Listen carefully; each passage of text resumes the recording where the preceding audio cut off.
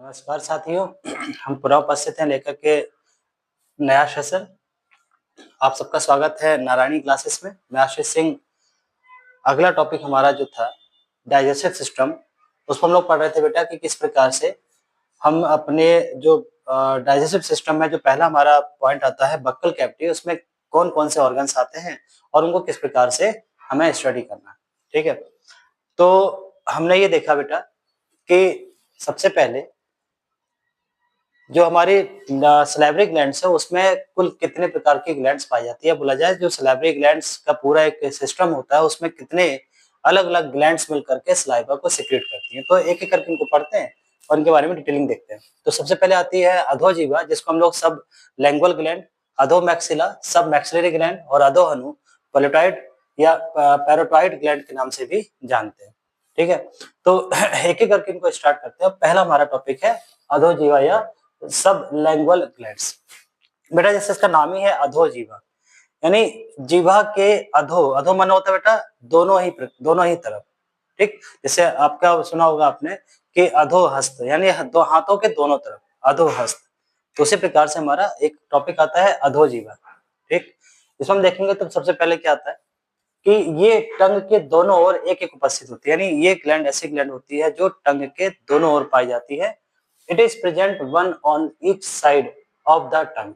ठीक है, मैंने आपको बोला था कि आपके दो दो पेयर में होते हैं, तीन होती हैं, यानी दो ये एक ये पेयर में होगा, एक ये पेयर में होगा, ये पेयर में होगा। अर्थात सलाइवरी ग्लैंड्स कुल 6 होती हैं जो कि पेयर्स में पाई जाती हैं। देखिए जब भी हम माउथ में भोजन को ग्राइंड करते हैं, भोजन को उसमें चबाते हैं, पीसते हैं, ठीक, लुगदी बनती है, तो उसके लिए चाहिए क्या, सलाइवा। क्योंकि इसका कोई भी चीज पीसी आती है, आप जैसे कोई भी चीज को ग्राइंड करते हैं तो वो या तो पाउडर फॉर्म में ग्राइंड होगी जब तक उसमें हम कोई लिक्विड नहीं उसमें मिलाते हैं।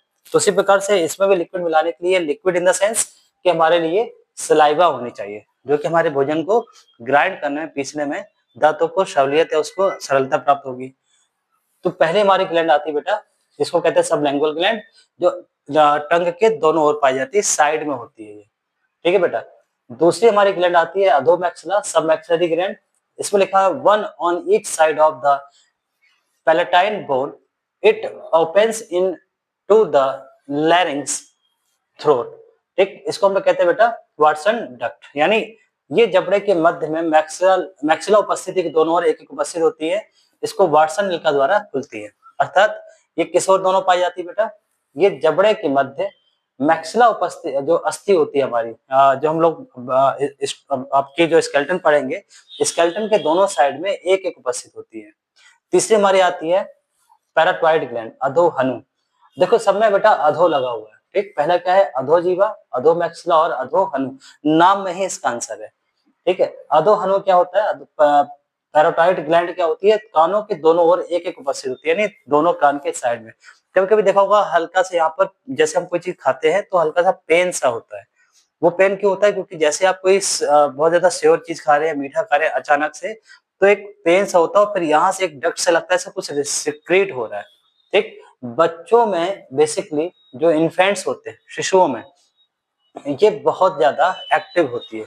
इसलिए देखा होगा कि जो छोटे बच्चे होते हैं, यदि उनको कोई चीज पसंद आ रही है, वो देख रहे हैं, तो उनकी सलाइवा जो है ऑटोमेटिक बाहर आ जाती है। ठीक, तो बच्चों में बहुत ज्यादा ये एक्टिव होती है। ये कानों के नीचे एक एक उपस्थित होती है। और बेटा इसमें क्या इंपॉर्टेंट है, यह शरीर की सबसे बड़ी लार ग्रंथि है। यानी पूछा जाए कि what is the largest gland, या which is the largest gland of the body. ठीक, तो लार्जेस्ट ग्लैंड क्या होती है, या शरीर की सबसे बड़ी लार ग्रंथि कौन सी है, तो वह है हमारी पैराटॉइड ग्लैंड। एसएससी और रेलवे या बोले कि सहायक समीक्षा अधिकारी या समीक्षा अधिकारी के पर्पज से इस पॉइंट को ज्यादा इंपॉर्टेंस दिया जाता है। ठीक है, तो हमारी सबसे बड़ी कौन सी लार ग्रंथि होती है बेटा, सबसे बड़ी लार ग्रंथि होती है पैराटॉइड ग्लैंड। तो तीनों ग्लैंड क्लियर। पहली हमारी कौन सी होगी बेटा, पहली ग्लैंड होगी आपकी सबलैंगुअल ग्लैंड, दूसरी होती है सबमैक्सिलरी ग्लैंड और तीसरी होती है पैराटॉइड ग्लैंड। तीनों क्लियर। जो पहली ग्लैंड होगी वो जीवा के दोनों ओर पाई जाएगी, दूसरी ग्लैंड होगी वो आपके तालु के दोनों ओर पाई जाएगी जो कि हमारी मैक्सिला अस्थि के पास होती है, और तीसरी होती है अधो अनु अर्थात हनु अर्थात कान के दोनों ओर ये पाई जाती है। ठीक। अब देखते हैं बेटा सलाइवा में क्या क्या पाया जाता है, यानी मुख्य जो इसका इंपॉर्टेंट पार्ट है वो इसमें कौन कौन से सलाइवा में जो एंजाइम्स होते हैं या कौन कौन से केमिकल्स पाए जाते हैं जो भोजन को डाइजेस्ट करने में हेल्प प्रदान करेंगे, हेल्प करेंगे। तो देखा गया सभी प्रकार की लार ग्रंथियां जो होती हैं, यानी ये तीनों, इनमें 99% वाटर होता है और 0.1% डाइजेस्टिव एंजाइम्स, जिसको हम टाइलिन कहते हैं, एवं लाइसोजाइम कहते हैं, पाए जाते हैं। तो दो कंपोनेंट यहाँ क्लियर हो गए। पहला, लार ग्रंथि में क्या पाए जाते हैं, एक तो एंजाइम होगा और दूसरा क्या होगा बेटा, इसमें वाटर होगा। तो वाटर की प्रेजेंस कितनी होगी, 99%, और एंजाइम की प्रेजेंटेशन कितना होगा, 1%। कितने प्रकार के एंजाइम, दो प्रकार के। पहला एंजाइम हमारा होगा बेटा टाइलिन और दूसरा होगा लाइसोजाइम। यहाँ तक बात क्लियर होगी दोस्तों। तो पहला एंजाइम हमारा टाइलिन, दूसरा है लाइसोजाइम। अब देखते हैं कि टाइलिन स्टार्च का पाचन करके उसे माल्टोज परिवर्तित कर देता है। ये आपको अक्सर बताया जाता होगा कि सबसे पहले भोजन का कौन सा फॉर्म डाइजेस्ट होता है और कहाँ डाइजेस्ट होता है। तो यहाँ से उसका आंसर क्लियर होता है कि भोजन का स्टार्च फॉर्म, यानी जो भोजन में स्टार्च होता है, जैसे आप चावल में खाते हैं, जैसे आलू में होता है ना स्टार्च। तो स्टार्च का पाचन हमारे माउथ में ही हो जाता है। ओके, स्टार्च का पाचन माउथ में हो जाता है और किसमें कन्वर्ट हो जाता है, माल्टोज में। याद रखिएगा कि ये एंजाइम्स स्टार्च के डाइजेशन में हेल्प करते हैं और इसको डाइजेस्ट करके किसमें कन्वर्ट कर देते हैं, माल्टोज में। ओके, नेक्स्ट पॉइंट आता है बेटा कि जो ये पाचन करते हैं तो इनका पीएच लेवल क्या होता है या इनकी टेंडेंसी कैसे होते हैं, यानी नेचर में कैसे होते हैं, एसिडिक होते हैं, बेसिक होते हैं कि या न्यूट्रल होते हैं। तो भैया देखो, सबसे पहले बताया गया, आपको पता होगा कि पीएच स्केल पर यदि किसी भी जो सब्सटेंस या जो भी हमारे को लिक्विड प्रोवाइड हुआ है उसका अगर वैल्यू 7 से कम है ना, बिलो द 7 है, तो बेटा वो हो जाएगा एसिडिक, और अबव द 7 है तो हो जाएगा बेस। अर्थात हमारे माउथ में कॉमनली 6.8 के अराउंड में, यानी लगभग 6.8 पीएच लेवल होता है किसका, लार का। अर्थात हम ये कह सकते हैं बेटा इनडायरेक्ट रूप से कि हमारी सलाइवा जो होती है वो नेचर में कैसी होती है, एसिडिक होती है, मतलब अम्लीय होती है। ठीक, परंतु इसमें बेटा क्या होता है, इसका पीएच लेवल बदलता रहता है। कैसे बदलता है, अगर भोजन करने से पूर्व, यानी जब आपने भोजन नहीं किया है, भोजन करने से पूर्व ये बेसिक नेचर की होती है, और भोजन के मध्य, यानी जब हम भोजन कर चुके होते हैं या भोजन को कर रहे होते हैं, उस समय इसका पीएच लेवल हो जाता है 6.5। तो ये तीन रेशियो आपको मिल रहे हैं, यानी अराउंड 6.8 रहता है इसका, दोनों को अगर वेरी करते हैं तो लगभग 6.8 रहता है। लेकिन खाना खाने से पहले 7.5 और खाना खाने के समय या खाना खाने के बाद 6.5 इसका पीएच वैल्यू लेते रहती है। ठीक, यानी भोजन से पहले ये क्षारीय होगा और भोजन के समय या भोजन के उपरांत ये अम्लीय प्रवृत्ति का हो जाता है। राइट, ये बेसिक नेचर का हो जाता है। नेक्स्ट आता है बेटा कि कितना हम, यानी हाउ मच, कितना निकलती है हमारी बॉडी से, जो हमारे मक्कल कैविटी से, मुख के द्वारा कितने लार को इन सलाइवरी ग्लैंड्स द्वारा प्रोड्यूस किया जाता है, बनाया जाता है। तो बेटा देखो, कॉमन ह्यूमन में, यानी सामान्य मनुष्य में, अर्थात ना तो उसको कोई अंदर इन्फेक्शन अगर नहीं है, और सामान्य परिस्थितियों में एक मनुष्य द्वारा 0.5 से लेकर 2 लीटर तक सलाइवा सेक्रेट होती है। 0.5 कब होगा, कॉमन कंडीशन में, नॉर्मल कंडीशन में। लेकिन भोजन को ग्राइंड करते समय, भोजन को चबाते समय या उसको पचाते समय हमारी बॉडी क्या करती है बेटा, इसका सेक्रेशन को बढ़ा देती है, और कितना हो जाता है, 2 लीटर तक। ठीक, यानी आप समझ रहे होंगे कितना वेरी करता है, यानी 1.5 लीटर इंक्रीज हो जाता है ड्यूरिंग द टेकिंग फूड, यानी भोजन को लेते समय, भोजन करते समय इसका जो इसकी जो प्रेजेंट होती है सलाइवा की, जो हमारे जनरेटिंग होती है सलाइवरी ग्लैंड द्वारा, वो हो जाती है 0.5 से 2 लीटर आपका भोजन या सॉरी सलाइवा जो है वो सिक्रेट होती है। नेक्स्ट आता है लार में उपस्थित कौन कौन से एंजाइम बताए थे, मैंने आपको बताया था दो एंजाइम होते हैं, पहला है हमारा टाइलिन और दूसरा है लाइसोजाइम। तो कह रहा है कि लार में उपस्थित लाइसोजाइम तथा थायोसाइनाइट आयन सूक्ष्म जीवों को मारने का कार्य करता है। अब देखिए, जाहिर सी बात है भोजन होगा तो वहां पर फूड पार्टिकल भी लगे होंगे। अब ये फूड पार्टिकल 1-2 घंटे बाद क्या होते हैं बेटा, भोजन में जो जम्स होते हैं जिनको हम पैथोजेंस कहते हैं, पैथ माने होता है रोग, एजेंट्स माने कारक, तो जो पैथोजेंस होते हैं, हिंदी बुलाता है रोगाणु, वो यहाँ पर अपना क्या करने लगते हैं, कल्टीवेशन करने लगते हैं, वो यहाँ पर अपना स्वरूप दिखाने लगते हैं, या वो अपना नंबर्स को बढ़ाना स्टार्ट करते हैं। तो हमारे माउथ को सुरक्षा करने के लिए, हमारे माउथ को सुरक्षित रखने के लिए, अंदर कोई गम प्रॉब्लम ना आ जाए, कोई बक्कल कैविटी में कोई प्रॉब्लम ना आ जाए, इन्फेक्शन ना हो जाए, उसको खत्म करने के लिए ये दो एंजाइम्स रिस्पॉन्सिबल होते हैं। आप सबको पता होगा कि एसिड क्या होते हैं, एसिड्स सूक्ष्म जीवों को मारते हैं। Acids are lethal for the microbes, यानी एसिड लीथल होते हैं किसके लिए, माइक्रोब्स के लिए। ठीक, जैसे आपने देखा होगा जब लोग लॉकडाउन में सैनिटाइजर यूज करते थे, तो जो कोविड वायरस हमारी बॉडी में जाकर के इतना हार्म कर रहा था, लेकिन वो सैनिटाइजर के प्रेजेंस में आते तुरंत मर जा रहा था, क्योंकि उसमें भी अल्कोहल होता है। अल्कोहल में क्या बड़ा होता है बेटा, एसिड। तो इसी प्रकार से ये पाए जाने वाले जो एंजाइम्स है जिनका नेचर एसिडिक होता है, यानी हमारे मुख में जो एंजाइम्स होते हैं जिनकी प्रकृति अम्लीय होती है, वो एंजाइम्स माइक्रोब्स को अर्थात सूक्ष्म जीवों को मारने का कार्य करते हैं। कौन कौन से एंजाइम होते हैं, तो लाइसोजाइम तथा थायोसाइनेट। याद रखिएगा, टाइलिन नहीं, लाइसोजाइम और थायोसाइनेट नामक जो आयन होते हैं वो माइक्रो ऑर्गेनिज्म को किलिंग करने का कार्य करते हैं। ठीक, अब देखो किसी जब लोगों के मुंह से स्मेल ज्यादा आती है, अर्थात उनकी सलाइवा जो है, या तो उनको गम प्रॉब्लम हुई है, या तो उनकी सलाइवा का जो नेचर है वो उतना नहीं रह गया है ना, यानी वो एसिडिक से बेसिक की ओर शिफ्ट कर रहा है। ठीक, तभी माउथ से स्मेल आती है, दुर्गंध आती है।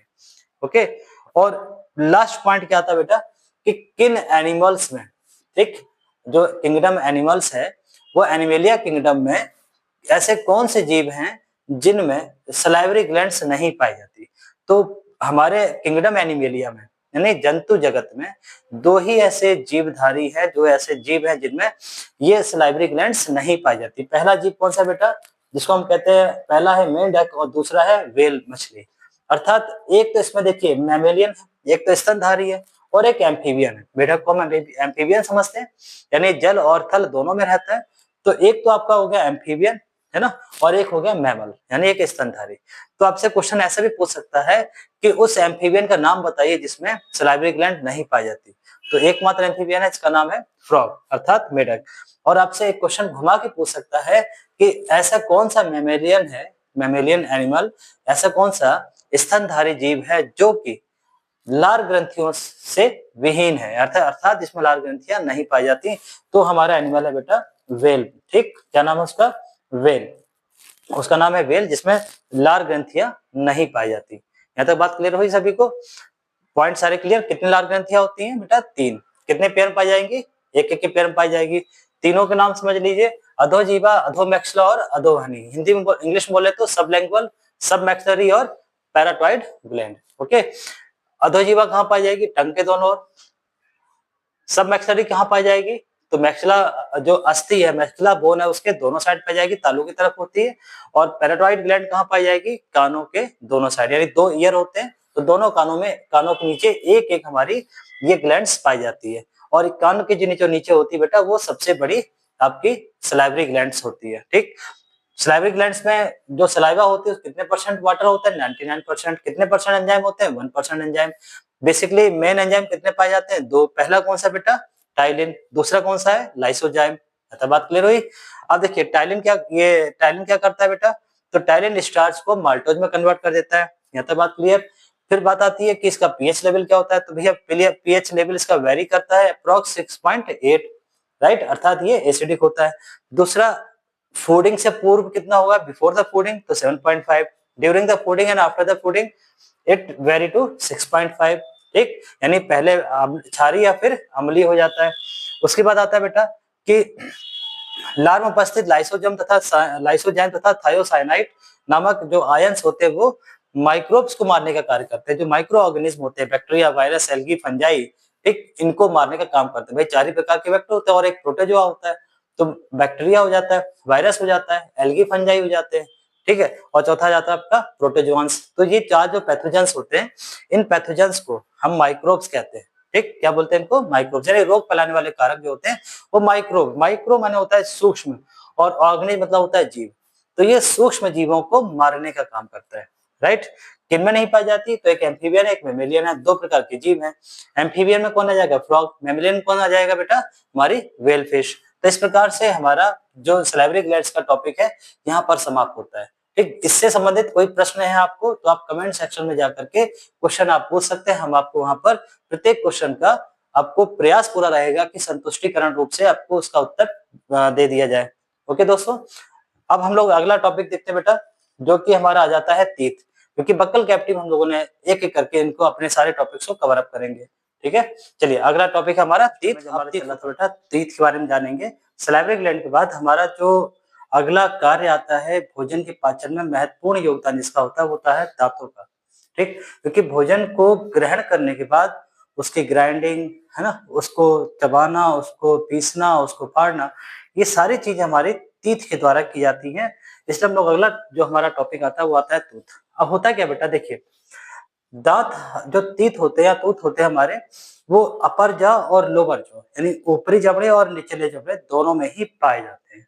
ठीक है बेटा, अब देखिए बक्कल कैविटी के ऊपर यानी मुख गुहा जिसको हम लोग बक्कल कैविटी कहते हैं, तो मुख गुहा के ऊपरी तथा निचले दोनों जबड़ों पर दांत पाए जाते हैं। It means teeth are present या tooth are present both of jaws, upper jaw and lower jaw.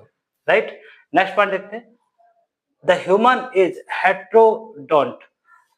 It means कि हमारे जो मनुष्य होता है या हमारे मुख में बक्कल कैविटी में विषम दंती अर्थात एक जैसे दांत नहीं होते, अलग अलग प्रकार के दांत पाए जाते हैं। इसलिए मनुष्य को हेट्रोडोंट या विषम दंती कहा जाता है। सम माने होता है एक समान और विषम माने होता है अलग अलग प्रकार के। Various types of teeth are present in human body. Right, that's why we are called heterodont. कितने प्रकार के होते हैं? 4 प्रकार के, यानी मनुष्य में 4 प्रकार के दांत पाए जाते हैं। आप सबने इसके बारे में पहले से पढ़ रखा होगा। तो कौन कौन से दांत पाए जाते हैं? तो सबसे पहले आता है बेटा इंसीजर अर्थात कृतनक, दूसरे आते हैं रत्नक जिनको हम कैनाइन बोलते हैं, तीसरे आते हैं अग्र चवर्णक और चौथे हैं चवर्णक यानी प्री मोलर और मोलर। चलिए कितने प्रकार के हो गए? 4 प्रकार के। पहला कौन सा? इंसीजर, दूसरा आपके आता है कैनाइन, तीसरा आता है प्री मोलर और चौथा आता है मोलर। यानी ये इन 4 अलग अलग टाइप्स के टूथ होने के कारण ह्यूमन को हम हेट्रोडोंट के नाम से जाना जाता है। चलिए आप पर एक प्रश्न उठते हैं बेटा, मोनोडोंट किसे कहते हैं? यानी ऐसे जीव जिनमें एक समान दांत पाए जाते हैं उन्हें मोनोडोंट कहते हैं। और ऐसे किन्हीं 2 जीवों के नाम मुझे कमेंट सेक्शन में लिखकर बताइएगा कि मोनोडोंट जो है हमारे कौन कौन से एनिमल्स होते हैं जो इंपॉर्टेंट है। अगला पॉइंट देखते हैं बेटा, देखिए गर्त दंती क्या होता है? मनुष्य के दांत गर्त दंती होता है अर्थात दांत जबड़े की हड्डियों में पाए जाते हैं। It means they are embedded. Embedded माना होता है बेटा गर्त दंती, यानी ये जो आपकी क्लिफ्ट होती है ना, क्लिफ्ट डोंट होते बेटा। क्लिफ्ट डोंट माना होता है कि अंदर धसे होते हैं। ठीक, हमारे दांत ऐसे नहीं ऊपर चिपका दिए होगा। दांतों का एक बहुत बड़ा भाग वो गम्स के अंदर, मसूड़ों के अंदर होता है, जॉ के अंदर फिट होता है। राइट, इसलिए इनको हम लोग क्या बोलते हैं बेटा? थिकोडोंट बोलते हैं गर्त दंती, अर्थात हड्डियों में धसे रहते। जो जॉ होता है ना, निचला जबड़ा और ऊपर ऊपरी जबड़ा, इनमें हड्डियों के अंदर दांतों को फिक्स कर दिया जाता है या फिक्स होते हैं, इसलिए हम इसको क्या बोलते हैं बेटा? गर्त दंती या थिकोडोंट। थिकोडोंट मतलब होता है कि हड्डियों में धसे होना। ठीक, तो देव तीन क्लियर हो गई। पहला ह्यूमन आर हेट्रोडोंट, क्योंकि अलग अलग प्रकार के 4 दांत होते हैं, 4 होते हैं, इसलिए इसको हेट्रोडोंट कहते हैं। कौन कौन से? तो पहला आता है इंसीजर, दूसरा आता है कैनाइन, फिर आता है प्रीमोलर और आता है मोलर। देन हम देखते हैं बेटा कि दांत होती क्या है पोजीशन के आधार पर, यानी इनकी उपस्थिति कैसी होती है? तो ये होते बेटा थिकोडोंट, अर्थात ये गर्त दंती होते हैं, अर्थात दांतों का एक बड़ा हिस्सा हड्डियों के बीच में फंसा होता है या धसा होता है। देन अब हमारे दांत जो होते हैं बेटा वो जीवन में कितने बार यानी रीजनरेशन, ठीक, जैसे हमारी बॉडी में सेल्स होती है ना, सेल रीजनरेट करती है भाई। देखिए रिप्रोडक्शन होता है, कोशिकाओं का भी रिप्रोडक्शन होता है। हमारी बॉडी की बहुत सारी सेल्स होती है, पर डे मरती हैं, जैसे आपके ब्लड सेल हो गए, आरबीसी हो गई, ठीक, डब्ल्यूबीसी हो गई, प्लेटलेट्स हो गई, स्किन सेल हो गई, तो बहुत सी कोशिकाएं क्या होती है बेटा? रीजनरेट होती है, यानी एक कोशिका जब डेड होती है उसकी जगह नई कोशिका पुनः उत्पन्न हो जाती है। इसी को कहते हैं रीजनरेशन, मतलब दोबारा उत्पन्न करना, पुनर्उत्पादन। ऐसे ही कुछ दांत हमारे रीजनरेट हो जाते हैं। तो दांतों के कॉन्सेप्ट में, टीथ के कॉन्सेप्ट में हम रीजनरेशन वर्ड का प्रयोग नहीं करते। किस वर्ड का प्रयोग करते हैं बेटा? तो ये वर्ड है द्विवार दंती यानी डाइफायोडेंट, यानी डाइफायोडेंट। अब ये डाइफायोडेंट क्या होता है? अर्थात जीवन में 2 बार निकलते हैं। क्या निकलते हैं? दांत हमारे जीवन में 2 बार निकलते हैं। कितने दांत 2 बार निकलते हैं? तो लगभग 20 दांत 2 बार निकलते हैं। देखा होगा बचपन हम लोग कहते हैं ना दूध के दांत कब गिरेंगे, या इसके तो दूध के दांत ही नहीं गिरे। तो अकल की दाढ़ी बोलते हैं कुछ लोग। तो भैया टोटल अगर हमारे 32 टीथ होते हैं, सपोज दैट एक ऑन एन एवरेज, तो 32 में से कितने दांत, ठीक, तो ये 20 दांत जो होते हैं, 20 जो टूथ होते हैं हमारे, वो कैसे होते हैं बेटा, द्विबाद दंती या डाइफायोडोंट होते हैं, राइट। इनको हम रीजनरेशन ही बोलेंगे कि how many teeth are regenerate. तो दांतों के आपके सापेक्ष यानी दांतों के जो रिस्पेक्टिवली हम उस वर्ड का प्रयोग नहीं करेंगे, किस शब्द का प्रयोग करेंगे, डाइफायोडोंट का प्रयोग करेंगे, ठीक। डाई माना होता है 2 बार, फायोडोंट माना होता है उत्पादित होना या बनना, ठीक। तो मनुष्य में 2 बार दांत निकलते हैं, ठीक। एक इन्फेंट से लेकर के टीनेजर तक, और उसके बाद मेच्योरिटी लेवल पर आते आते हमारे जो दोबारा दांत रीजनरेट हो जाते हैं, उनको हम डाइफायोडोंट कहते हैं। चलिए अच्छी बात है भैया, अब आगे देखते हैं। तो ऐसे कौन से टीथ होते हैं जो शिशुओं में, अब शिशु क्या होता है बेटा, इसको इन्फेंट कहते हैं, याद रखिएगा। मनुष्य के अलग अलग काल अवधि को अलग अलग भागों में बांटा गया है। जैसे 0 से लेकर के यानी प्रथम दिवस से लेकर के और 1 वर्ष तक के जो न्यू बॉर्न बेबी होते हैं, नवजात जो शिशु होते हैं, या उनको हम बालक या बालिका के रूप में जानते हैं, तो उनको हम क्या बोलते हैं बायोलॉजी के टर्म में, इन्फेंट कहते हैं, शिशु कहते हैं, ठीक। अब 1 से अधिक, 1 से लेकर के 7 वर्ष या 5 वर्ष के बालक को हम बेबी कहते हैं, ठीक। वो तुम्हारा वाला बेबी नहीं कि मेरे बाबू थोना थाना खाया, वो थाना वाला बेबी नहीं बेटा।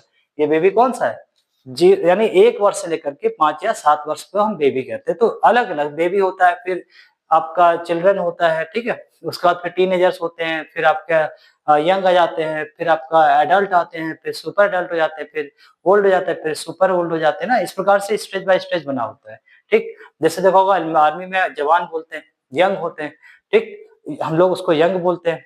फिर 45 साल बाद जो एज होती है, 45 से लेकर के 60, 55-60 के बीच में, उसको हम लोग एडल्ट बोलते हैं, उसके ऊपर को हम लोग ओल्ड बोलते हैं, ठीक है। 7 से लेकर 12-14 तक के बच्चे को हम लोग क्या बोलते हैं बेटा, बेबी बोलते हैं, सॉरी चिल्ड्रन बोलते हैं, जिसको हम लोग चिल्ड्रन कहते हैं।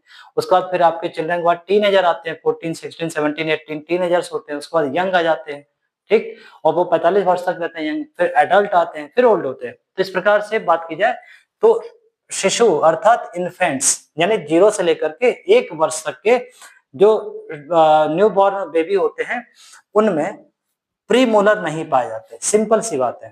देखिए लगभग बच्चा 8वें से 9वें महीने में उसके दांत निकलना स्टार्ट होते हैं, राइट। तो उसमें क्या होते हैं बेटा, इस बीच में हमारे सिर्फ सामने के दांत निकलते हैं, फ्रंट वाले, उनको क्या बोलेंगे वो बताएंगे अभी। तो सबसे पहले पूछा जाए कि किस प्रकार के ह्यूमन स्टेज में, मानव के जीवन की किस अवस्था में हमारे प्रीमोलर नहीं पाए जाते, ठीक। तो कौन सी अवस्था में बेटा, इन्फेंट जो बॉडी, इन्फेंट एज में, इन्फेंट की आयु में, इन्फेंट अवस्था में क्या नहीं पाए जाते, प्रीमोलर नहीं पाए जाते। ये बात क्लियर हो गई, ठीक। इन्फेंट की एज क्लियर कि 0 से लेकर के 1 साल के न्यू बॉर्न बेबी को हम लोग क्या बोलते हैं बेटा, इन्फेंट कहते हैं या शिशु कहते हैं। उसके बाद अब देखिए मैंने बोला जैसे कि 20 दांत हमारे डाइफायोडेंट होते हैं, तो कितने टीथ बचेंगे बेटा जो हमारे मोनोफायोडेंट होंगे, वो होंगे 12, क्योंकि 32 होते हैं टोटल, ठीक। अब कभी कभी म्यूटेशन के कारण या बोला जाए रीजनरेशन के कारण कभी कभी लोगों के अधिक भी हो जाते हैं, जैसे फिंगर्स अधिक हो जाती है ना, तो उनको पॉलीडेक्टाइल कहते हैं। भैया देखो 10 से अधिक उंगलियां होती है उसको पॉलीडेक्टाइल कहते हैं, ठीक। उंगलियों का अध्ययन को डेक्टोलॉजी कहते हैं। उसी प्रकार से जब अधिक हो जाता है बेटा तो उसको आपको पॉलीमायोफॉर्डेनर बोलते हैं, यानी जिनको 32 अधिक दांत होते हैं। तो यहाँ पर देखते हैं कि कितने दांत एक बार आते हैं, तो 12 दांत एक बार ही निकलते हैं जीवन में केवल, ठीक। ये पुनः नहीं निकलते, राइट। तो इसलिए इनको बोला जाता है मोनोफायोडोंट। बात समझा कि बेटा यहाँ पर मोनोफायोडेंट। अब बात करेंगे कि हमारे जो 4 टाइप के टीथ थे वो किन किन नामों से जाने जाते हैं, जो मैं बता चुका हूँ। पहले हमारे क्या बेटा, इंसीजर, ठीक, ये फ्रंट के दांत होते हैं। इन्फेंट में, शिशुओं में सबसे पहले यही दांत आते हैं। सबसे बच्चा देखो ना चीजों को काटता है, जब उसके दांत निकलते हैं तो चीजों को काटने का, कुतरने का काम करता है, कुतरता रहता है। लकड़ी पा जाए, बैट पा जाए, आपको पा जाए ना, तो देखो बच्चे अक्सर काटने को दौड़ते हैं, कुतरने, क्योंकि उनके दांत निकलते हैं तो उनको इसमें क्या होता है बेटा, बहुत ज्यादा बोला जाए तो अ, उनको एक बिल्कुल से अंदर से फ्रस्ट्रेशन सी होती है, तो चीजों को काटते हैं जाके उनके दांतों में मजबूती आती है। और दूसरा, उनको इससे करने से उनके अंदर जो सेंसिटिविटी होती है दांतों की, वो थोड़ी स्ट्रांग हो जाती है, वो कम होने लगती है, ठीक। तो इसीलिए कहा जाता है कि जो इंसीजर होते हैं सबसे पहले किन में आते हैं, इन्फेंट में आते हैं। आई से इन्फेंट, आई से इंसीजर, ऐसे याद रख लो कि मनुष्य की किस अवस्था में सबसे पहले इंसीजर आते हैं?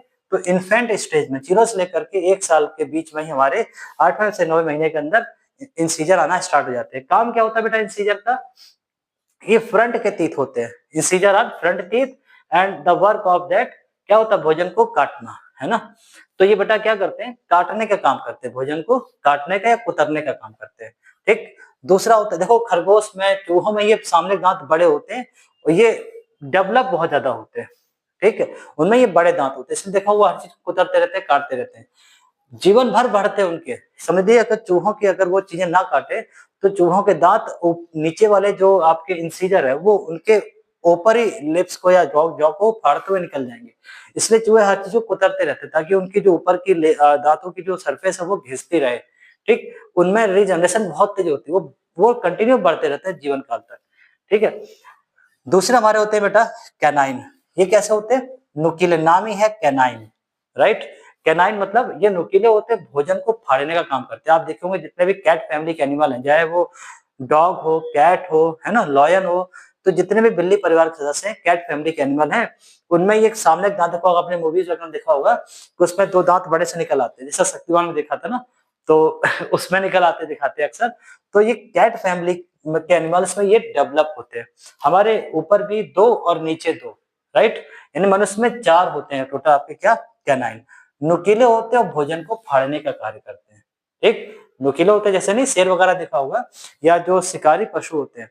अब एक मैं टॉपिक बता दूं, हम कैसे पहचानेंगे कि किन एनिमल में कैनाइन होते हैं? तो सबसे सिंपल तरीका है, जिन जंतुओं में पंजे होंगे, पंजे, ठीक, उनमें कैनाइन बड़े होते हैं, और जिनमें खुर होते हैं उनमें कैनाइन नहीं होते। जैसे गाय, भैंस, बकरी, ठीक, घोड़ा, इनमें देखो कैनाइन नहीं होते क्योंकि इनमें खुर होते हैं। और पंजे किसमें होते हैं?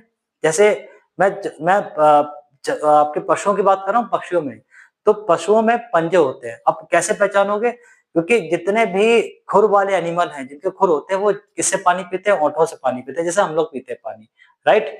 और जो पंजे वाले जानवर होते हैं वो टंग से पानी पीते हैं, जैसे डॉग देखा होगा, बिल्ली को देखा होगा आपने अक्सर टीवी पे या जू वगैरह में देखा होगा, शेरों को, है ना, टाइगर को, या अपने पैंथर को, इन सबको देखा होगा जीवा से पानी पीते हैं, टंग का यूज करते हैं किसी भी लिक्विड को अंदर लेने के लिए। ठीक, वहीं पर हमने गाय, भैंस, बकरी, ऊंट, है ना, इन सबको देखा होगा कि ये, या जिराफ देखा होगा, ये ओंठों से पानी पीते हैं।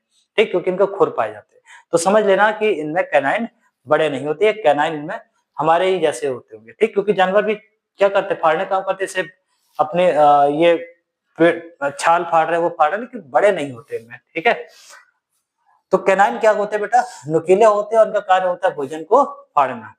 नेक्स्ट आता है बेटा आपका प्रीमोलर और मोलर। हिंदी में कहते हैं अग्र चवर्णक और चवर्णक। अग्र माने होता है आगे, चवर्णक मतलब चबाते, यानी जो दांत आगे हो चवर्णक से उनको अग्र चवर्णक। प्री माना होता है प्रारंभ, यानी आपका प्रायोरिटी, पहले, और मोलर मतलब होता है चवर्णक, राइट, यानी चवर्णक के पहले वाले दांतों को हम प्री मोलर कहते हैं। Those type of teeth are present before the molar, they are called pre molar, यानी वे दांत जो चवर्णक से पहले पाए जाए उन्हें हम अग्र चवर्णक कहते हैं। ठीक, ये इनको बेटा गाल दंत भी कहते हैं, चिक टीथ भी कहा जाता है। गाल दंत, क्योंकि गालों जो हमारे चिक होते हैं ना, जहां पर देखा होगा हमारी बिटिया हमारी पुट्टी पार्लर लगाती रहती है, तो वही चमकाए रहते हैं। अंदर दांत है, मान लो कोई पोपला हुआ तो ये बिल्कुल चमकेगा नहीं। ठीक, तभी देखा होगा जिन लोगों के दांत गिर जाते हैं उनके गाल अंदर की ओर धंस जाते हैं, कारण उनके ये प्रीमोलर और मोलर नहीं पाए जाते। तो क्वेश्चन बने कि which type of tooth are called cheek tooth teeth, यानी किस प्रकार के दांतों को हम गाल दंत कहते हैं? तो प्री मोलर और मोलर को हम क्या बोलते हैं बेटा? गाल दंत या चिक टीथ कहते हैं। काम क्या होता है? ग्राइंडिंग ऑफ फूड, भोजन को पीसना, ग्राइंडिंग ऑफ फूड। अब देखिए, पहले भोजन को कुतरा, फिर भोजन को फाड़ा, और फिर उसको पीस दिया। ठीक, तो तीनों कार्य हो गए, उसका सलाइवा मिलाकर के अंदर निकल गए। तो इस प्रकार से क्या होता है बेटा? चिक टीथ कहा जाता है इनको। ये कार्य क्या करते हैं? भोजन को पीसने का कार्य करते हैं। ठीक, कौन से करते हैं? अग्र चवर्णक और चवर्णक। इट मीन्स कि जो हमारे दांत, राइट, चिक साइड पाए जाते हैं, इधर भी और इधर भी, उनको हम क्या बोलेंगे? चिक टीथ बोलेंगे। चलिए भाई साहब, अब आगे देखते हैं भैया कि इनका कार्य क्या है और ये इसमें क्या-क्या पाया जाता है। जैसे हम लोगों ने पढ़ा सलाइवा के बारे में, सलाइवा के टाइप पढ़े, उससे पहले हमने डाइजेशन सिस्टम पढ़ा। अब उसी में देखते हैं कि इनके कार्य क्या होते हैं। देखिए एक चीज़ समझ लीजिए, जो यहाँ पढ़ाया जा रहा है, ठीक? काफ़ी बच्चों को ये दिमाग में आ रहा होगा सर ये बहुत डिटेल में है, क्या कहाँ से? बेटा देखो एक चीज़ है, competition day by day increase हो रहा है, कटथ्रोट कॉम्पिटिशन हो रहा है और इतना समझ लीजिए ये कोई केक वार नहीं है। केक वार समझते हो ना? कि बहुत सरल टास्क नहीं है। हमारे जैसे आप जैसे असंख्य जो नवयुवक हैं, जो न्यू कमर्स हैं, यंगस्टर्स हैं, वो अपने भविष्य को और अधिक सुदृढ़ करने के लिए या उसको बोला जाए गौरवान्वित और अपने जीवन को व्यवस्थित रखने के लिए वो कठिन से कठिन कार्य को भी करने की क्षमता रखते हैं, ठीक है? और हर बच्चा चाहता है देखिए पेपर बनाने वालों को भी पता होगा कि कुछ कॉमन चीज़ें हर जगह मिल रही हैं, राइट? तो पूरा वर्ष तो काम उनका यही है, ये हर साल तो किसी डिपार्टमेंट में एग्ज़ाम होता नहीं, ठीक? 2 साल बाद, 3 साल स्टेट में देखिए तो बहुत-बहुत दिन बाद पेपर आते हैं, एसएससी भी रेगुलर देता है लेकिन डिपार्टमेंटल क्या किसमें मिल रहा है, ये कोई डेफिनिट तो है नहीं। तो बेटा कॉम्पिटिशन बढ़ता जा रहा है और ऐसा भी नहीं कि बहुत ज़्यादा डीप करा दिया जा रहा है। वो चीज़ें बताई जा रही हैं जो जनरल कॉम्पिटिशन में पहले आ चुकी हैं। एक भी ऐसा पॉइंट इसमें नहीं होगा जो पूर्वत एग्ज़ाम्स में ना पूछा गया हो या जिसके आने की संभावना ना हो। ठीक है? इतना बात ध्यान में रखिएगा और ये जो टॉपिक बताया जा रहा है, ये वो आपके विषय हैं, वो इसमें पॉइंट्स हैं जो हमारे लगभग हर प्रकार के एग्ज़ाम में, वन डे हो या टू डे एग्ज़ामिनेशन हो, उसमें पूछे जाते हैं। चाहे वो बैंक का हो, एसएससी का हो, यूपी ट्रिपल एसएससी का हो, स्टेट गवर्नमेंट रिलेटेड हो या आपका एजुकेशन संबंधित यानी बीएड या सुपर टेट से रिलेटेड भी होगा अगर होगा, तो उसमें आपको इसकी हेल्प ही मिलेगी। ठीक? ज्ञान सर्वदा व्यर्थ नहीं होता है। ठीक? कहीं न कहीं आपको एग्ज़ामिनेशन में ज़रूर काम आएगा। सीयूटी वगैरह में भी ये काम आते हैं, पुलिस वगैरह में तो खूब भर-भर के पूछे जाते हैं। और आरओ, एआरओ का कई बार देखिए फॉर्म भी कैंसल हुआ है, फिर वे कभी भी पेपर हो सकता है। जैसे ही जो मेला लगा हुआ है, कुंभ का मेला खत्म होता है, गवर्नमेंट फटाफट एग्ज़ामिनेशन कराएगी। नेक्स्ट थिंग हम ये कहना चाहते हैं बेटा कि मैं यहाँ पर पढ़ाता हूँ तो बेसिकली हमारा जो इंस्टीट्यूट है, वो इंस्टीट्यूट बेटा लखनऊ के बुद्धेश्वर रोड से थोड़ा आगे तुबग्गे के पास नारायणी इंस्टीट्यूट के नाम से यहाँ पर व्यवस्था रखी गई है, ठीक? जहाँ पर बिल्कुल नामात्र की फीस ही रखी जाती है बच्चों को पढ़ाने के लिए, ठीक है? जो मैप पर भी क्लासेस चलती हैं जिसका लिंक हम बच्चों को भेजते रहते हैं, उसके भी बहुत कम चार्जेस हैं, ओनली 150 रुपीज़ पर मंथ का चार्ज होता है जो मैप पर क्लास लेते हैं। जो बच्चे क्लासरूम में आके पढ़ते हैं यहाँ पर जो इंस्टीट्यूट में आके पढ़ते हैं, उनको सारे सब्जेक्ट इट मीन्स कि मेरे द्वारा जीएस और अलग-अलग सब्जेक्ट अलग-अलग टीचर है, मैथ्स के सर अलग है, मैम है, तो अलग-अलग विषय के जो आपके टीचर्स हैं, उनके द्वारा सब्जेक्ट स्टडी कराई जाती है। मात्र शायद ₹1000 ही फीस ली जाती है पर मंथ की, जो ऑफलाइन क्लासेस की फीस होती है। इसमें आपको एसटी यानी स्पीड टेस्ट, मॉक मिलता है प्लस आपके जो स्मार्ट बोर्ड के द्वारा पढ़ाया जाता है, जो आजकल सिनेरियो चल रहा है, वो सारी चीज़ें यहाँ पर प्रोवाइड की जाती है। ठीक? ये तो था थोड़ा-सा अपने बारे में बताना कि हमारा इंस्टीट्यूट किस जगह लोकेटेड है। अब बात करते हैं बेटा अगला, ठीक? एक तरह से ऐड समझ सकते हैं इसको, है ना?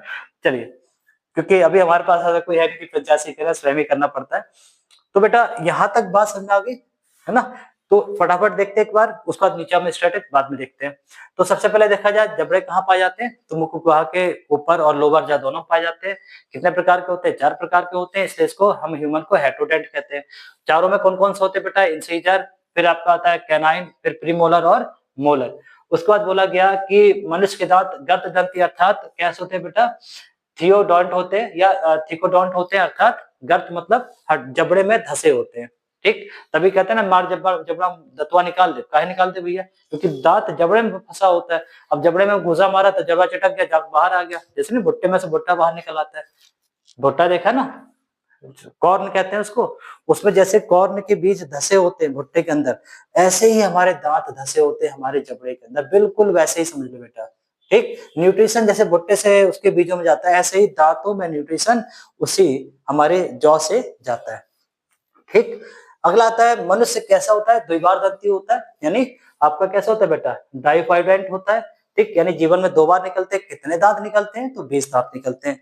भैया क्वेश्चन बनता है कि कितने दाँत एक बार निकलते हैं? 12 दाँत एक बार निकलते हैं, उसको मोनोडेंट कहते हैं, ठीक? अच्छा किस प्रकार के ह्यूमन्स में प्रीमोलर नहीं पाए जाते? तो इन्फेंट्स में प्रीमोलर्स नहीं पाए जाते। चलिए दांतों के बारे में बताया, किनका काम होता है काटना, इंसीजर का। किसका काम होता है फाड़ना, कैनाइन का। और ग्राइंडिंग का काम किसका होता है बेटा, तो इसको हम लोग चिक टीथ भी कहते हैं, यानी आपके प्रीमोलर और मोलर काम होता है ग्राइंड करना, पीसना। ठीक, अब देखिए मोलर लगभग 20 वर्ष की आयु में निकलते हैं, इनको बुद्धि दंत या विजडम टीथ भी कहते हैं। दो नाम हमें यहाँ से मिलते हैं, पहला कौन सा मिलता है बेटा, चिक टीथ, और दूसरा है विजडम टीथ। कंफ्यूज मत होना, ठीक, कंफ्यूज मत होना कि जो आप कहते हैं ना अक्ल की दाढ़ है ना, तो सर अक्ल की दाढ़ को ही हम चिक टीथ या विजडम आपके विजडम टीथ कहते होंगे ना, अकेले प्रीमोलर और मोलर को नहीं कहेंगे। हाउ मच, 20 टीथ, 20 दांत होते हैं जिनको हम बुद्धि दंत या विजडम टीथ के नाम से भी जानते हैं, याद रखिएगा। 20 दांतों को ही हम डायोपोडेंट भी कहते हैं, 2 बार निकलते हैं। और 20 ही टीथ ऐसे हैं जो हमारे कैसे, यानी डाइफायोडेंट को ही हम क्या बोलेंगे, विजडम टीथ कहेंगे। ठीक, इसको बुद्धि दंत भी कहते हैं, जो लगभग 20 वर्ष की आयु के बाद ही निकलते हैं। ठीक, नेक्स्ट देखते हैं, इधर आयु है 20, उधर है नंबर 20। कंफ्यूज होने की बात नहीं है कि 20 वर्ष की आयु में निकलने वाले को हम विजडम टीथ कहेंगे, और 20 की संख्या में दांत पाए जाते हैं 2 बार निकलते हैं, उनको डाइपोडेंट कहते हैं। ठीक है, ये पॉइंट दिमाग में बिल्कुल सेट कर लीजिए। फिर लिखा बेटा, देखिए कुछ हमारे जो होते हैं ना अवशेषी संरचनाएं होती हैं, यानी जो एक्सटिंक्ट कर गई हैं, जो बिल्कुल से बोला जाए कि अब अवशेष के रूप में बची हैं। तब ये डेवलप होती थी, हमारे जो एंसेस्टर थे, जो पूर्वज थे, जो एप्स थे, है ना, जिनको हम प्राइमेट्स कहते हैं ना, जब आदि मानव काल में जब मानव वानर के रूप में था, उस टाइम पर ये पूर्ण रूप से विकसित थे। कौन से विकसित थे बेटा, कैनाइन और मोलर। कौन कौन से विकसित थे, कैनाइन और मोलर। चिंपैंजी में आज भी देख सकते हो ये डेवलप होते हैं। कौन से डेवलप होते हैं बेटा, कैनाइन और मोलर। तो हम किस प्रकार के दांतों को हम क्या बोलते हैं, अवशेषी संरचनाएं बोलते हैं। स्ट्रक्चर, कैसे स्ट्रक्चर बेटा, एक्सटिंक्ट स्ट्रक्चर बोलते हैं, तो वह हमारे कैनाइन और मोलर। तो this type of teeth are called आपके एक्सटिंक्ट स्ट्रक्चर, अर्थात अवशेषी संरचनाएं। नेक्स्ट आता है बेटा, दांतों का जो फ्रेजिलिटी, यानी जो फ्रेजाइल हो जाते हैं, अर्थात दांतों का क्षरण, दंत क्षय, राइट, ये क्षरण कैसे होता है, तो बैक्टीरियल संक्रमण से होता है। अब एक चीज समझ लीजिए, मैं यहाँ पर किसी का विरोध नहीं कर रहा हूँ, परंतु एक बात बता दूं, जो हमारी सॉफ्ट ड्रिंक होती है, जिसको आप लोग ठंडे पेय बोलते हैं, जैसे कोल्ड ड्रिंक्स होती हैं, राइट, मैं नाम नहीं ले रहा हूँ किसी कोल्ड ड्रिंक का, तो उसमें बेटा क्या पाई जाती है, फीस पाई जाती है। फीस क्या करती है, हमारे दांतों की ऊपर की जो लेयर होती है उसको खत्म कर देती है, और दांतों को क्या कर देती है, मतलब कमजोर कर देती है। अब आप ही सोचिए, अगर हमारा इम्यून सिस्टम कमजोर है तो हमारी बॉडी में जो अंदर और जो बाहर से पैथोजेंस वो हमला करेंगे, 24 घंटे करते हैं, लेकिन हमारा इम्यून सिस्टम उनको बराबर कंट्रोल में रखता है। अब सपोज हमारा इम्यून सिस्टम कमजोर हो जाए तो वो हावी हो जाएंगे। ठीक, जैसे हमारी बाउंड्री पर हमारी सीमाओं की सुरक्षा हमारी महान सेना करती है, ऐसे हमारे दांतों की रक्षा भी तो करते हैं। तो क्या होगा बेटा कि दांतों का क्षय किसके कारण होता है, बैक्टीरियल इन्फेक्शन के कारण होता है। ये इन्फेक्शन कब हो जाता है, जब हमारे टीथ की कवरिंग हो फ्रीज हो जाती है, अर्थात फ्रीज के कारण वो कमजोर हो जाती है। ठीक है, फिर नेक्स्ट पॉइंट आता है बेटा, मनुष्य के दांत 2 प्रकार से होते हैं। मैंने जैसे ना भुट्टा, ऊपर का देखिए आप येलोइश होता है और नीचे का व्हाइट होता है, सेम उसी तरह, बिल्कुल मेज से याद रखिएगा। तो मनुष्य के दांत के 2 भाग होते हैं, पहला होता है क्राउन, दूसरा होता है रूट, यानी पहला होता है शिखर, दूसरा होता है जड़। यानी मनुष्य के दांतों के 2 भाग होते हैं, पहला क्राउन और दूसरा जड़। ठीक, क्राउन क्या होता है, जो मसूड़ों से ऊपर ओपन दिखते हैं, जो हमें ओपनली दिखाई देता है, उसको हम क्राउन कहते हैं। और जो भाग गम्स यानी मसूड़ों के अंदर और जॉ की बोन तक, यानी जबड़े की हड्डियों के अंदर होते हैं, उसको हम लोग क्या कहते हैं बेटा, उसको हम लोग रूट कहते हैं। ठीक, यानी जबड़े के ऊपर वाले दांत के भाग को जो ओपनली दिखाई देता है उसको हम क्राउन कहते हैं।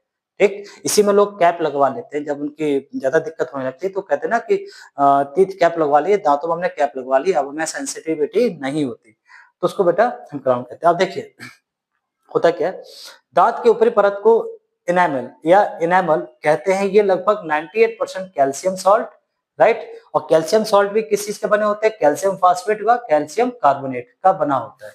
ओके, जो इन दोनों के अलावा फ्लोरीन, इन दोनों को मतलब फ्लोरीन कैल्शियम सॉल्ट को स्ट्रॉन्गिटी प्रदान करता है, मजबूती देता है। अब कॉन्सेप्ट आते हैं बेटा कि मनुष्य के दांतों पर देखा होगा हल्का सा येलोइश होते हैं हमारे दांत, बिल्कुल व्हाइट नहीं होते। ठीक। ना तो तुम नमक वाला व्यंजन घिस लो और चाहे तुम कैसा व्यंजन घिस लो बेटा, दांत सफेद नहीं हो सकते। अगर आपने बहुत ज्यादा ब्रश कर लिया, कभी कभी क्या होता है ना, हम लोग दांत को मार रगड़ने के लिए बिल्कुल चमकाएगा रात में, नहीं एक ऐड आता था, किसी टॉपिक आता था, बिल्कुल फोकस कर रहा है, लाइट दिख रहा है पूरा। तो अगर आपने बहुत ज्यादा ब्रश कर लिया, फिर देखिए आपके दांत खुरदरे से लगते हैं, ठीक। और फिर उसमें ठंडा पानी या कोई भी चीज खाते हैं तो उसमें हमें सनसनाहट होती है, सेंसिटिविटी होती है उसमें। किस कारण होती है? क्योंकि हमारे दांतों को जो क्या होता है बेटा, इनेमल, इनेमल नामक एक केमिकल होता है, या बोला जाए कवरिंग होती है, जो दांतों के ऊपर चढ़ी होती है, येलो कलर की होती है, येलोइश कलर देती है, येलो नहीं बोला जाए कि हल्का पीत रंग देती है, येलोइश कलर की होती है। किस कारण होती है बेटा? तो इसमें 98% क्या पाया जाता है? कैल्शियम सॉल्ट, ठीक। और 2% क्या पाया जाता है इसमें? फ्लोरीन। तो कैल्शियम सॉल्ट और फ्लोरीन दोनों मिल करके क्या बनाते हैं? इनेमल को बनाते हैं, ठीक। अगर आपने दांतों को बहुत घिस लिया है तो इनेमल की लेयर हट जाती है, बहुत ज्यादा कोल्ड ड्रिंक पीते हो तो इनेमल की लेयर हट जाती है, और सीधे दांतों की जो बोन्स है कैल्शियम की बनी हुई वो बाहर दिखाई पड़ती है, जिससे कि हमें सेंसिटिविटी आने लगती है और प्रॉब्लम्स स्टार्ट हो जाती है, ठीक। तो भैया इनेमल किससे बनी होती है? 98% कैल्शियम सॉल्ट और 2% किसका होता है? फ्लोरीन। कैल्शियम सॉल्ट में दो केमिकल यूज होते हैं, पहला कैल्शियम फास्फेट और दूसरा calcium carbonate, right. Calcium phosphate और कैल्शियम कार्बोनेट से बनकर क्या बना होता है बेटा? आपका कैल्शियम सॉल्ट। कितने परसेंट होता है? 98%। और जो फ्लोरीन होती है, ये इसे स्ट्रोंगिटी कहती है, ठीक। ये इतना स्ट्रांग होता है कि शरीर की सारी बोन से ज्यादा मजबूत होता है इनेमल, याद रखना। क्योंकि देखिए हमारा कोई भी बोन पार्ट ओपन नहीं है। सोचिए माउथ के भी थोड़ी देर पहले आपको बताया था कि एसिडिटी कितनी होती है, ऑन एवरेज 6.8। अब एसिडिक नेचर में भी हमारा दांत क्या होते हैं बेटा? घिसते नहीं है, झरते नहीं है ना। ये तो एसिड में कोई चीज डाल दी, देखो पोरस हो जाती है, उसमें छिद्र हो जाता है, ओके। लेकिन हमारे दांत यथावत बने रहते हैं अगर हम इसकी प्रॉपर केयर करें। तो ये दांत यथावत कैसे बने रहते हैं? एज इट इज कैसे बने रहते हैं लाइफ टाइम? इसी इनेमल के कारण, ठीक। और ये इनेमल हमारे दांतों की सुरक्षा करता है। अब हम इन्हीं के साथ खिलवाड़ करते हैं, ढंग से साफ नहीं करें, हम लोग बहुत ज्यादा फीस का प्रयोग करें, बहुत ज्यादा कोल्ड ड्रिंक पीते हैं, राइट। तो वो पोरस कर देती है, इनेमल को हटा देती है। बहुत तगड़ा ब्रश कर लिया, हार्ड ब्रश कर लिया, तब भी इनेमल को घिस दिया, तब भी सेंसिटिविटी आ जाती है, ठीक है बेटा। तो उसका फिर क्योरिनेस कराते हैं, उसको हम फिर बचाने का प्रयास करते हैं। देखा, इनेमल दांत की ऊपरी परत होती है जो मानव शरीर की सबसे कठोरतम भाग होता है। तो क्वेश्चन आता है कि which is the strongest part of human body?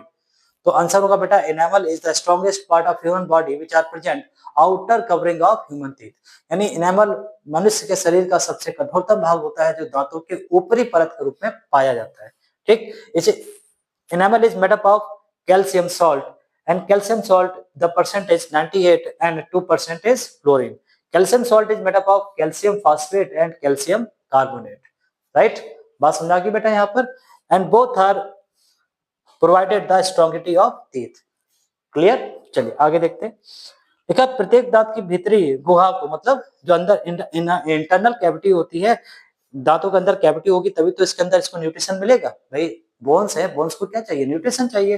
तो न्यूट्रिशन कैसे मिलता है बेटा? एक कैविटी पाई जाती है, एक गुहा पाई जाती है, इसको कहते हैं पल्प कैविटी। पल्प कैविटी, ठीक। पल्प कैविटी कहते हैं, इसके ऊपर दंतास्थ यानी डेंटाइन पाई जाती है, ठीक। जो कि कैल्शियम युक्त संयोजी ऊतक होता है, जिसमें लगभग 70% कैल्शियम सॉल्ट पाए जाते हैं। ये अस्थियां मजबूत, ये जिससे ये अस्थियां मजबूत होती है। अब देखिए दांतों के अंदर जो कैविटी होती है उसको हम क्या बोलते हैं बेटा? पल्प कैविटी कहते हैं, ठीक। पल्प कैविटी के ऊपर क्या पाया जाता है? एक प्रकार की संरचना पाई जाती है जिसे डेंटाइन कहा जाता है। देखो दांतों से ही है डेंटाइन, इसे क्या बोलते हैं? डेंटाइन। डेंटाइन किससे बनी होती है? कैल्शियम से बनी होती है। ये किससे बनी होती है बेटा? कैल्शियम से बनी होती है। कैल्शियम के जो टिश्यू होते हैं, कैसे टिश्यू होते हैं बेटा? संयोजी, राइट। कैल्शियम के संयोजी ऊतक होते हैं, और इन ऊतकों में 70% कैल्शियम सॉल्ट पाए। अब देखिए जहां बोला कैल्शियम सॉल्ट, तो सीधे मान लेना कैल्शियम फास्फेट व कैल्शियम कार्बोनेट, इसीलिए इसको कैल्शियम सॉल्ट कहते हैं। अब वो नमक वाले नमक बेच रहे हैं टूथपेस्ट में, उनसे को भैया कौन सा नमक बेच रहे हो? फास्फेट बेच रहे हो कि कार्बोनेट बेच रहे हो, राइट। तो हमारे दांत भी किससे बने होते हैं? 70% कैल्शियम सॉल्ट से बने होते हैं, राइट।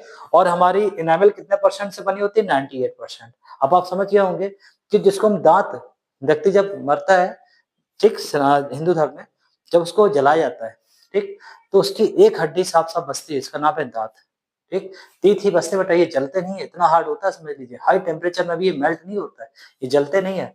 ठीक, जिनमें एनामल पाया जाता है ना वो दांत जलते नहीं, दांत बच जाते हैं। देखा होगा आपने, बॉडी पूरी गल जाती है, हड्डियां बिल्कुल खत्म हो जाती है, लेकिन इंसान का दांत बच जाते हैं।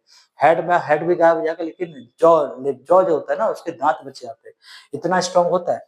अब सोचिए, जो हमारे टीथ है, नेकेड टीथ बोला जाए, अगर हम इनेमल को हटा दें तो जो हमारे टीथ की हड्डियां वो 70% कैल्शियम सॉल्ट की बनी होती है, राइट, जो इसे मजबूती प्रदान करती है, किसको, टीथ को मजबूती देती है। और टीथ को कवर कौन करता है, इनेमल। या तो बात क्लियर।